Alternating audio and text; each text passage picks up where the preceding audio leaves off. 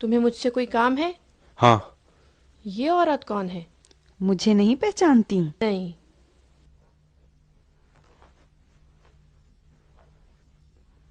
مجھے ام یزید کہتے ہیں۔ ام یزید؟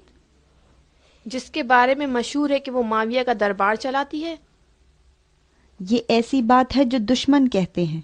امیر خود اپنے دربار پر حاکم ہے، شک نہ کرو۔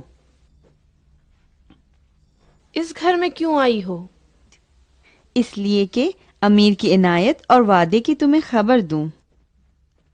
میں نے اپنا ارادہ بدل لیا ہے، اب میں یہ کام نہیں کروں گی۔ جودہ، ہوشیار رہو، یہ امیر المومنین کی جانب سے تمہارے ساتھ بات کرنے آئی ہیں۔ یہ جان لو کہ معاویہ سارے عالم کا خلیفہ اور جانشین پیغمبر ہے۔ وہ جو چاہتا ہے عین اسلام ہے۔ جو امیر المومنین معاویہ کے راستے پر نہیں، وہ حق سے دور ہے۔ تم نے اس کی خواہش قبول کر کے خود کو شیطان سے دور اور خدا کے قریب کر دیا ہے۔ اپنے باغی اور سرکش نفس کو مہار کرو، ایسا نہ ہو کہ باطل افکار اور قلبی لگاؤ تمہیں خدا سے دور کر دیں۔ نہیں، میں نہیں کر سکتی۔ امیر المومنین کے فرمان کو نہ ٹھکراؤ۔ بیٹی، تمہاری بھلائی اسی میں ہے۔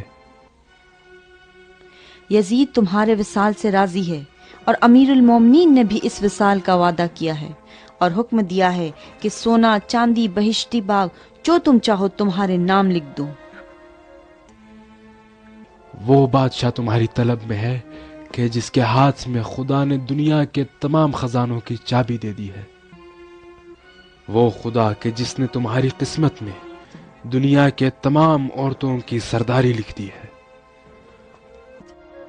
اس دن جب ابا محمد ابوالحسن کے جانشین تھے تو تم ان کے گھر گئی، اور آج جب یزید تخت خلافت کی جانب بڑھ رہا ہے تو تم ان کے گھر جاؤ گی۔ تمہیں عرب کی عورتوں کی سردار ہونا چاہیے۔ لڑکی، اس ستارے کو تمہارے لیے آسمان سے لیا ہے، اسے ٹھکراؤ نہیں۔ شک نہ کرو۔ میں کیسے یقین کر لوں؟ کس چیز کا؟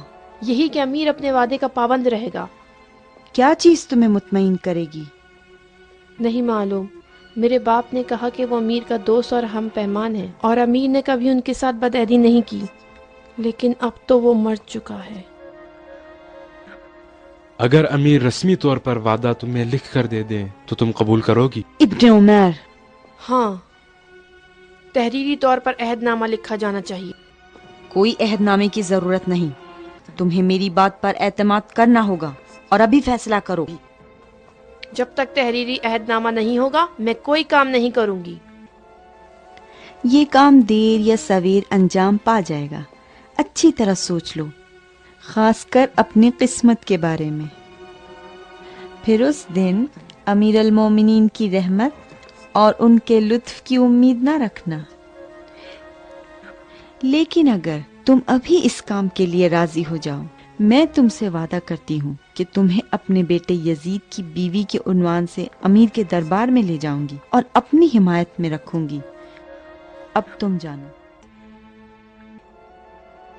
تم بے فکر رہو، اس سے پہلے کہ تم کچھ بھی کرو میں ام یزید سے لکھا ہوا عہد نامہ لے لوں گا۔